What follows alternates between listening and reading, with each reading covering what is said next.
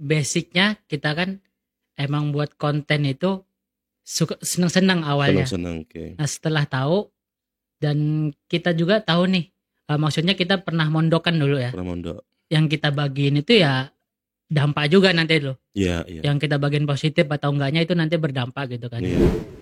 Waktu saya naik di YouTube itu posisi ibu saya udah nggak ada kan. Oke, itu upload tahun berapa itu ininya? Video tentang Hari Ibu tuh? Saya lupa di tahun berapa. Oke. Pokoknya dari situ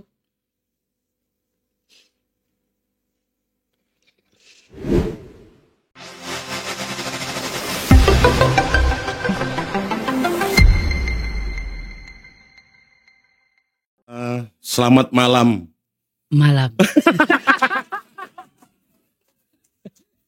Assalamualaikum warahmatullahi wabarakatuh. Waalaikumsalam warahmatullahi wabarakatuh. Iba Fabi. Namanya siapa sebenarnya, Mas? Bisa Kalau di YouTube itu Iba Fabi gitu kan. Nama aslinya siapa? banyak yang nggak tahu aslinya. Iya, siapa? Fabi Hasbi Asidik. Fabi Hasbi Asidik. Hasbi Asidik. Ya. Jadi Iba Fabi. Nggak ngaruh kan? Oh. Enggak, Iba Fabi itu nama dari mana? Karena emang dulu tuh orangnya selengean, jadi namanya dibalik gitu loh. Oh. Ibaf kalau dibaca dari belakang tuh Fabi. Fabi kalau dibaca dari belakang Ibaf. Iya, Ibaf. Nah, sejak kapan tuh menyematkan nama si Iba Fabi gitu? Sejak kapan tuh? Sejak keluar dari pondok.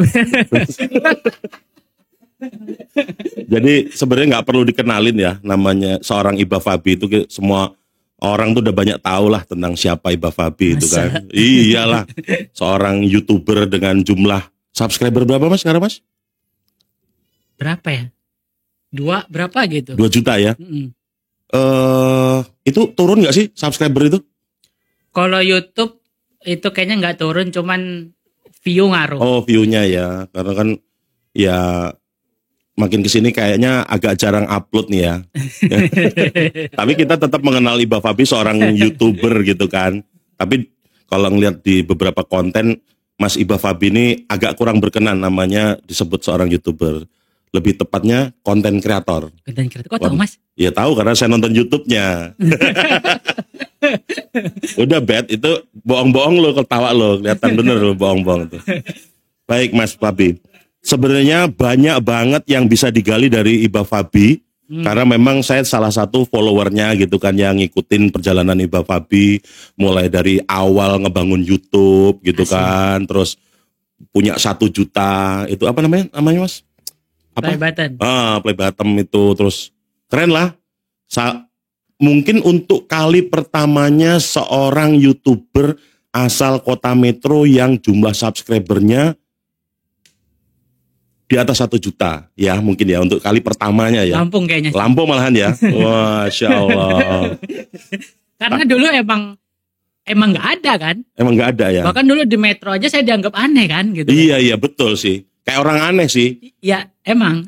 Iya orang kayak yang apa namanya? Dulu kan awam banget ya Mas ya. Maksudnya di tahun berapa sih itu kita buka channel YouTube itu tahun berapa? 2013 saya main video buat channel YouTube 2014. 2014. Nah, saya kan ngeliat beberapa konten YouTube itu yang ada hinaan, Mas. Jujur aja nih, saya tuh agak menghina. Ini orang agak aneh nih. Kayak bola ditaruh di taman terus kok mau ditendang orang, kayak ngeprank itu loh, Mas. Itu kan menurut saya, kalau saya sih udah tak jiwit orang ini kan, tak jambakin orang ini gitu. Tapi ternyata itu justru yang algoritma YouTube yang menghantarkan Mas Iba Fabi itu malah dapat salah satunya. Salah satunya ya, terus banyak beberapa konten-konten yang lain tentunya. Sedikit mukodimah, sedikit intermezzo. Mas Fabi ini dulu seorang santri. Santri bisa disebut santri di salah satu pondok pesantren terbesar di kota Metro ya. Lulusan tahun berapa Mas? Nggak lulus di pondok. Kacau. Nggak lulus itu toh? Nggak lulus toh? Jadi ceritanya tuh kan masuk pondok SMP. Baik. SMP itu sampai kelas 3. Niat pokoknya di pondok itu nggak betah kan. Pokoknya saya kelas 3 mau keluar. SMA di luar. Udah jalan tuh 1 tahun 2 tahun. Tahun ke-1 nggak betah, pengen pulang terus. Tahun kedua mulai betah. Tahun ketiga betah banget. Akhirnya suruh pindah ke SMA, saya nggak mau. Terus? Karena betah di pondok, ya kan? Akhirnya ngelanjut. Dulu tuh pokoknya Al-Iman Yazidu Yangkus kan. Imannya lagi tinggi banget dulu. Tapi beneran. Iya. Betah di pondok, kelas 1 SMA masih di pondok, kelas 2 masih kenal internet. Akhirnya sering kabur dari pondok ke warnet. Mainan Friendster zaman dulu. Iya, Friendster. Nah dari situ akhirnya kenal internet. Karena ketertarikannya tinggi. Iya. Jadi waktu sekolah tuh, waktu belajar saya izin. Tat, aneh izin dulu gitu. Baik. Terus itu gak balik. Enggak, gini ya Mas Fabi ya. Saya ini jujur aja mengenal media sosial gitu ya. Itu baru fokus itu di tahun 2017 gitu. Artinya sebelumnya saya hanya seorang pengguna media sosial gitu. Facebook ya dengan apa? Dengan keunikan Facebook ya saya hanya follower saja gitu. Apa yang di kepalanya Mas Iba Fabi itu kemudian kok terus berawal dari suka buat video ya? Berawal dari suka, kalau boleh tahu pakai apa kameranya? 2013 itu kan teknologinya jadul sih Mas, pakai apa itu? Ngerekamnya pakai apa? Tanya sama saudara Muklis. kita kamera itu nyewa, awalnya nyewa. Itu kamera pocket kecil. Awalnya nyewa, akhirnya kita kan komunitas sokongan beli itu ster. Ya Allah. Ster kecil itu. Jadi dulu masih minjem-minjem. Minjem nyewa gitu. Nah terus apa yang di kepala seorang Iba Fabi kemudian kontennya atau membuat satu video tertentu gitu ya. Terus diupload ke YouTube, itu apa? Di dalam kepalanya waktu itu tuh ngapa gitu? Awalnya itu bukan YouTube Mas. Apa itu? Cuman di Facebook. Untuk diupload di Facebook? Dan niatnya cuman buat kenang-kenangan. Nyimpen memori ya, nyimpen cerita lah ya. Bahkan saya waktu udah main YouTube, waktu udah mulai naik, maksudnya zaman dulu tuh 10.000 penonton itu banyak banget. Zaman dulu itu kan. Nah dari situ ada yang ngobongin saya, Baf, dapat berapa dari YouTube? Dapat apa kata saya? Jadi nggak tahu sebenarnya. Nggak tahu. YouTube ini mau makanan apa ngapain tuh nggak tahu ya. Nggak tahu. Jadi cuman nyimpen histori aja lah gitu ya. Nah betul. Dari situ kekonyolan itu. Baru saya belajar. Jadi awal-awal konten di YouTube itu pokoknya random aja gitu. Random. Nah terus kemudian akhirnya buat konten itu muaranya di mana? Muaranya kemana? Kan akhirnya tahu nih bahwa tahu. Nah tapi itu nggak langsung buat konten. Karena saya tahu celah cari duit di YouTube. Akhirnya saya main nakal. Bukan main nakal sih, maksudnya saya jadi re-uploader. Maksudnya gimana tuh? Nguploadin video orang. Jadi kita video orang, kita download, kita edit ulang segala macem. Baik. Pokoknya kita biar nggak kena klaim lah, gimana caranya. Kita upload lagi, dari situ saya dapat duit banyak. Jadi penghasilan saya dari YouTube itu awalnya yang gede itu bukan dari video saya. Tapi orang taunya dari saya kan. Nah dari situ YouTube peraturannya makin ketat, makin kesini, akhirnya konten-konten yang begitu udah nggak bisa sama sekali. Iya. Nah dari situ yang re-upload itu ya. Nah dari situ, kan saya bisa buat video ya. Iya. Gitu. Nah dari situ saya mulai lagi, dan karena udah tahu caranya nggak lama naiknya. Baik. Berarti Mas Fabi itu tahu dong bahwasannya buat konten ini tujuannya untuk dapat duit gitu kan? Yang maksudnya video yang Mas produksi sendiri gitu maksud saya. Udah tahu ya? Tahu. Terus akhirnya bagaimana kemudian ini bakal nimbulkan banyak view gitu ya? Keren ya anak kecil ini kan. Pada tahun 2013 saya masih berputar-putar pada sesuatu yang konvensional gitu kan. Tahun 2013 sudah mikirin gimana cari duit dari digital gitu ya. 2012 belum dong. Berapa tahun berapa? 2014, 2015 lah. Yang mulai fokus di situ ya. Mulai ada duitnya. Jadi 2013, 2014 ya masih have fun aja. Iya. Dasarnya memang Mas Fabi ini terkenal juga memang ya hobi pecicilan juga gitu kan. Kalau tadi Muklis itu seorang parkur, katakanlah saya sebut profesional. Kalau Mas Fabi ini kan gado-gado sebenarnya kan. Gado-gado. Yang ada malah lecet semua badan kan.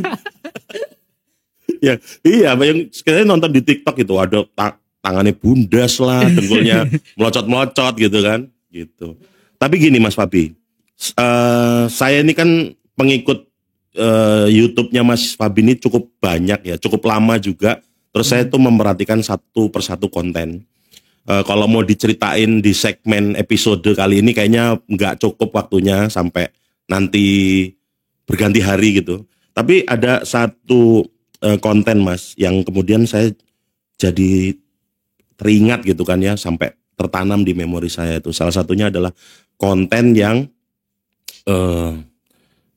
menceritakan tentang seorang ibu gitu. Nah, mungkin Mas Fabi bisa sedikit berbagi lah tentang cerita konten itu, awal mulanya tuh kok terus kemudian itu dibuatin sebuah video, terus kemudian saya ngeliat peminatnya juga banyak ya, view-nya juga tinggi. Terus saya jujur saja itu akhirnya kena juga di hati saya. Tapi mungkin sebelumnya bisa diceritain dong, bisa dibagi kenapa kok akhirnya membuat konten itu gitu. Ya. Basicnya kita kan emang buat konten itu senang-senang awalnya. Senang-senang, okay. Nah setelah tahu, dan kita juga tahu nih, maksudnya kita pernah mondokan dulu ya. Pernah mondok. Yang kita bagiin itu ya dampak juga nanti loh. Iya. Yang kita bagiin positif atau enggaknya itu nanti berdampak gitu kan. Iya. Awalnya dari situ, dan kontennya tadi taunya tentang Hari Ibu ya. Iya, Hari Ibu. Nah tapi aslinya banyak. Ya, banyak kan. Maksudnya video, saya buat video sosial eksperimen kan. Sebelumnya banyak video sosial yang lain, yang hal positif lainnya. Cuman bikin tentang Hari Ibu karena ya pasti ada sesuatu. Something gitu. Ya, ada something tentang ibu pasti ya. Ya gitu. Yeah. Nah karena ketika saya naik itu,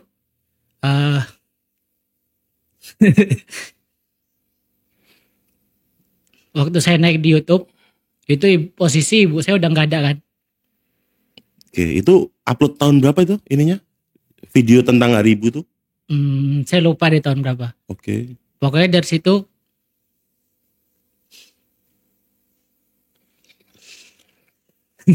nggak apa-apa, santai aja. tadi bercandaan Nggak apa-apa. Slow.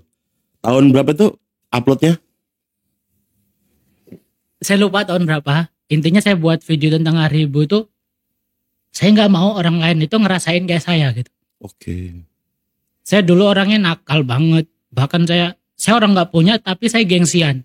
Iya. Ibu saya jualan kue di pasar. Saya tiap hari bantuin. Cuman saya ngebantuin itu karena terpaksa. Karena saya gengsi. Intinya bantuinnya nggak ikhlas gitu loh. Oh. Karena ada rasa gengsi ya sebagai anak muda ya. Ya betul. Kayak terus, mungkin malu juga punya seorang ibu yang mungkin berdagang gitu. Mungkin seperti itu mungkin. Bisa dibilang kayak gitu. Ya, okay. Bahkan saya sekolah aja dulu udah di SMA kan. Okay. Itu malu pengen pakai motor jelek gitu. Jelek ya. Nah itu malu. Nah dari situ saya janji sama diri saya, mulai hari ini saya nggak pernah mau bentak ayah sama sekali. Saya janji, maksudnya saya mau memperbaikinya dengan ya buat hal baik sama ayah saya gitu. Baik. Karena saya sama ibu saya nggak bisa diulang. Iya. Semua yang udah kejadian itu ya cuman penyesalan gitu loh. Iya. Nah video Hari Ibu yang saya buat beberapa yang banyak itu, yaitu buat pembelajaran buat orang banyak, biar jangan ngelakuin sesuatu hal yang kayak saya. Baik. Jangan nyesel di akhir gitu loh. Iya. Makanya Mas Pong tadi bilang video Hari Ibu yang mana kata saya. Iya. Saya buat video Hari Ibu ada banyak gitu. Iya. Dan tujuan saya satu, yaitu biar orang-orang jangan ngikutin kayak jejak saya gitu. Walaupun mungkin tidak tersirat ya cerita tentang Mas Fabi sendiri terhadap ibu kan mungkin nggak terceritakan gitu kan. Tapi itu sebagai apa sih ya namanya ya? Sebagai inspirasi juga buat banyak anak muda lah khususnya ya, agar supaya tidak melakukan hal yang sama yang seperti apa yang saya lakukan Ya, gitu. saya nggak pernah ceritain masalah saya, cuma masalah saya sama ibu saya di video. Cuman pokoknya saya nggak mau orang itu betul. kejadian. Maksudnya intinya kan ya udah bahagiain sebelum terlambat gitu kan. Jadi gini Mas Fabi, kenapa kok saya dari sekian banyak konten Mas Ibu Fabi. Tegang betul Mas, minum dulu. Iya. slow. Jadi gini Mas Fabi, kenapa salah satu konten Mas Fabi yang banyak itu salah satu yang terekam di kepala saya itu adalah salah satunya di Hari Ibu. Mungkin yang saya tonton itu adalah view yang terbanyak dari Hari Ibu mungkin. Bisa jadi. Kebetulan gitu. Jadi saya nggak kepoin yang lain. Jujur aja, ini tahun 2023 kalau nggak salah 2019. Jadi saya juga sedikit berbagi cerita. Saya nonton video itu ketika ibu saya 1 tahun yang lalu meninggal. 1 tahun yang lalu meninggal. Terus kemudian saya sama juga Mas Fabi. Saya seorang anak muda yang gengsi, yang malu gitu. Bukan malu punya ibu kayak gitu, tapi kadang malu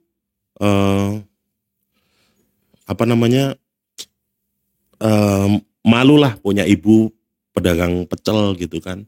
Sementara saya punya pekerjaan yang saya nggak usah sebutin, tapi menurut saya pekerjaan saya itu ya cukup bergengsi lah di kala anak-anak muda pada waktu itu. Jadi saya itu nggak pengen kenalin, lebih jahat lagi mungkin nggak mau pengen kenalin teman-teman saya sama ibu saya.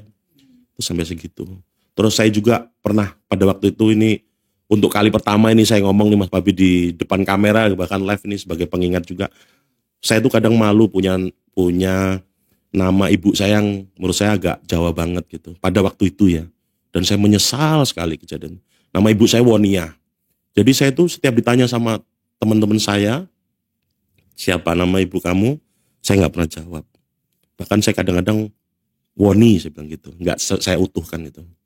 Tapi jujur aja setelah nonton videonya Mas Fabi, saya merasa bersalah gitu. Saya merasa bersalah, tapi sama saya juga nggak bisa balikin waktu gitu kan. Apalagi kejadian itu 1 tahun yang lalu. Andaikan waktu bisa diputar, saya pernah tuh ngobrol sama salah satu temen ACM namanya. Kalau mungkin Mas Fargo bisa nonton hari ini, jadi sebelum ibu saya meninggal di tahun 2018 bulan April, Mas Fargo itu Fargo itu di bulan Februari dicerita sama saya, Mas, mumpung ibu masih ada, datengin ibumu, cium kakinya, kata dia gitu. Itu bulan Februari sebelum ibu saya meninggal, dan itu belum saya lakukan sampai akhirnya ibu saya meninggal. Ini bener loh, ini rahasia pribadi saya loh, yang mungkin hampir 40 tahun lamanya tuh nggak pernah tak ceritain, saya ceritain di sini. Tapi nggak apa-apa, ini kan jadi pembelajaran. Betul, inspirasi ya, menginspirasi buat banyak orang gitu. Tapi saya sebelumnya makasih juga, berarti target saya juga tersampaikan. Karena saya punya prinsip, terserah yang mau nonton video saya berapapun, saya nggak peduli yang nonton itu seberapa banyak. Cuman daripada video saya jutaan yang nonton tapi nggak ada isinya, lebih baik cuman 1 orang yang nonton tapi pesannya nyampe. Kayak gitu. Dan benar itu sampai saat ini saya terngiang-ngiang. Jadi antara Hari Ibu, konten Hari Ibu dengan Fabi itu saya nggak pernah lepasin tuh. Gitu. Jadi sekarang ini saya orangnya melo ya. Kalau udah ngomongin tentang ibu itu saya melo banget. Semua orang sih gitu. Tapi mudah-mudahan ibu saya, ibu kita ya, terutama semuanya ini bisa mendengar apa yang bahwa kita tuh sayang banget gitu sama ibu ya hari ini ya. Gitu. Oke, sekarang pertanyaan pamungkas. Sekarang usianya berapa berarti? Berapa ya?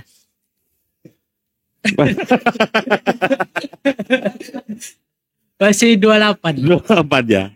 Jadi kan Jalan 28. Oh, jalan 28. Secara profesi pekerjaan atau finansial kan mudah-mudahan sudah oke. Amin. Gitu. Saya ngeliat tuh pengusaha iya. Amin. Konten kreator Amin. iya. Pebisnis iya. Amin. Jadi kira-kira itu kan yang orang lain lihat. Sudahlah. Kalau begitu saya doakan mudah-mudahan segera saya dapat kabar baik, ta'aruf kayak apa gitu ya. Amin. Ya. Doain Mas Pong. Doain, amin. Semoga sehat-sehat juga. Ya, amin. Ya cukup ya. Ben anti klimaks ya. Cukup ya Mas Fabi gitu dulu ya. Ya terserah aku. Cukup dulu. Udah bagus ini, nanti kendor lagi gitu ya. Oke, flag dulu. Terima kasih ya, tapi makasih loh itu.